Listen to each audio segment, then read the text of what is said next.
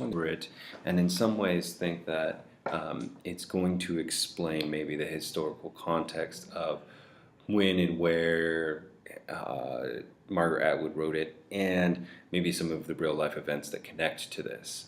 And that's simply not the case. This is actually part of the fiction, so it's a continuation of the story. It's much like an afterword.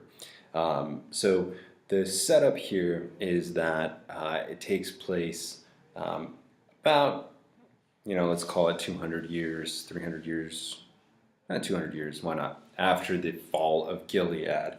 And there is this symposium or big academic lecture about Gilead. So, and the title of the talk that's being given by Professor Piaciotto is Problems of Authentication in reference to the Handmaid's Tale. So here we learn kind of the frame about how the Handmaid's Tale, how Offred has told her story. It's been told in tapes that have been found, and they've kind of pieced it back together. But first, what I kind of want to think about is, think about it in terms of Atwood. Margaret Atwood is speaking through Piaciotto. And I don't want to say that she is exactly Piaciotto, but she's kind of giving us some extra information through this form of lecture, which also gives us sort of a dual audience. There's the audience that is us reading it, but there's also this sort of future fictional audience. Piaciotto has sort of interesting feelings about Gilead. On the one hand, he's a Gileadian scholar, an expert, but at the same time, the whole Gilead studies thing seems kind of not entirely serious, right? I mean, they have a dress-up sing-along, they have other Gilead-inspired events, but we know that nothing from the source tells us that it should be sort of a fun, laughing matter. He makes references to the Underground Railroad, which draws groans. He says she appears to have been an educated woman insofar as a graduate of any North American college of the time may be said to have been educated. Right? Again, sort of pointing out that the education back then was not that great. They were still kind of barbaric and uneducated, even in the time preceding Gilead. This sort of idea that we're much smarter now. And then most interesting to me, Piaciotto says, what we would have given had she the instinct of a spy or a reporter, which is interesting in that it diminishes everything that she had gone through. I mean, we can sort of parallel this witness to something like Anne Frank, the Diary of Anne Frank. Anne Frank wasn't necessarily interested in the policies of Hitler. She was writing about surviving, and that's what Atwood's character of Offred is doing. She's simply surviving. So it makes sense that those things aren't there. The big part of the historical notes goes to proving that the tapes are authentic. And we can probably assume that it's intended to be authentic because they have to go through all of this trouble to have somebody make a machine that can play these tapes, right? And they've done what they can, which again sort of parallels how these sort of academic historical conferences go. So we learn how the story was acquired, right? It's found in a house in Bangor, Maine.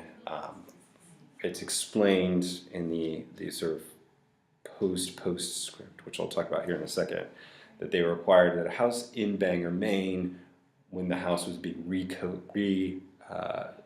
going to be moved rather to Gilead Village.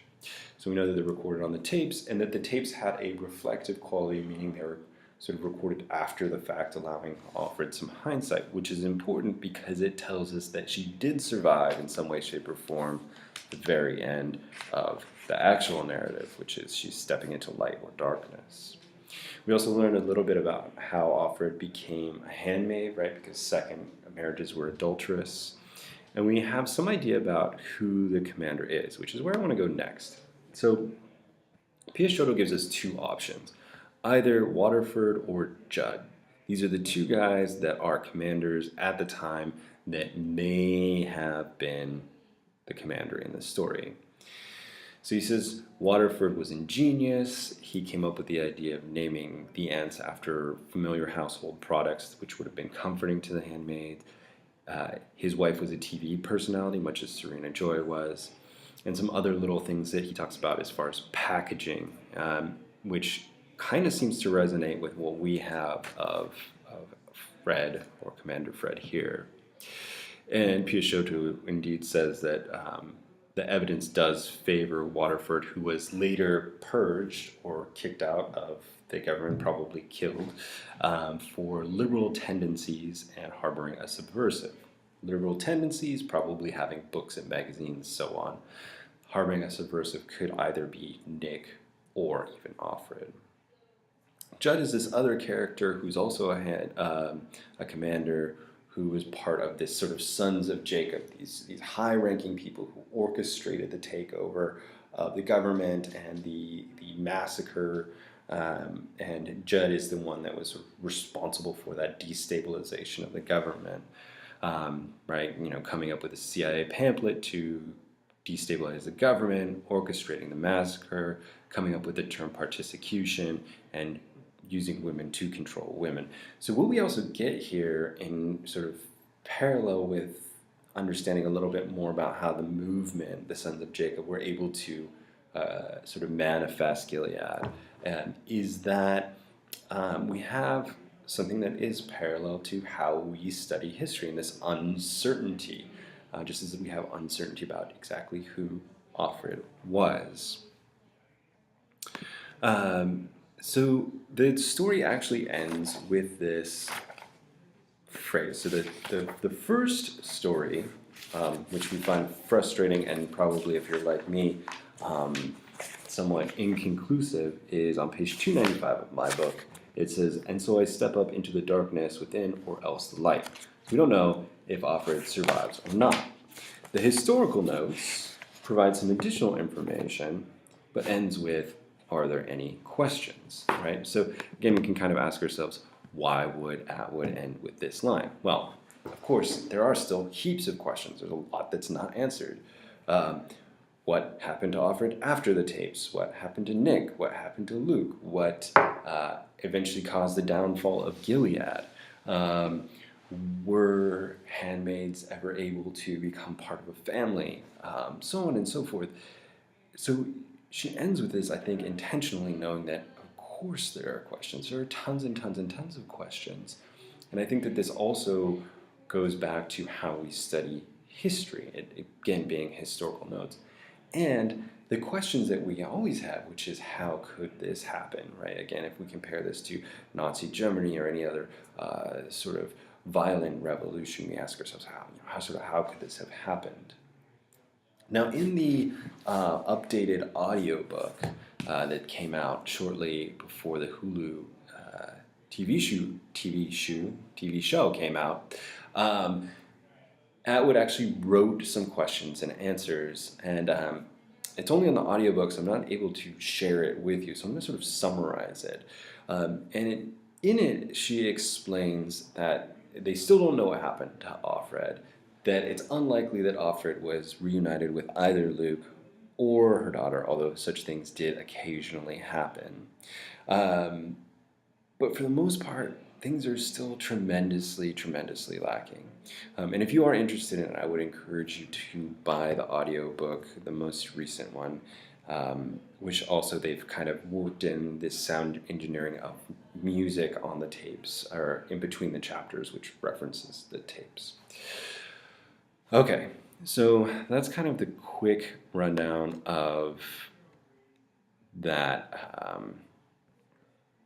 historical notes. So I'm going to end this shortly. The only other thing I want to say is, as you begin working on your literary analysis essay, I strongly encourage you to use and reuse and repurpose things from both response essays. Make sure that you have a good idea of how to use your MLA format and your in-text citation. Make sure that you develop your material. You can use the PI structure, right? Point, illustration, evidence, which is in a video in one of the previous modules. make sure you have a nice solid thesis statement, and if you need help with that or you're uncertain, go ahead and email me. I'm happy to help you out with that in any way that I can. I also have some office hours that you can come and take advantage of. Probably less likely just since it's kind of midway through the week and it's already almost Thursday. So also take advantage of the Writing and Learning Center to work on thesis, quotations, MLA, grammar, whatever you need help with. All right, I think that's it. We're going to wrap this up this week. We'll be moving on to talking about rhetorical analysis, which is kind of the next step in this whole game. So good luck. Again, the due date has been moved, and the sample essay is up on Canvas. So I'll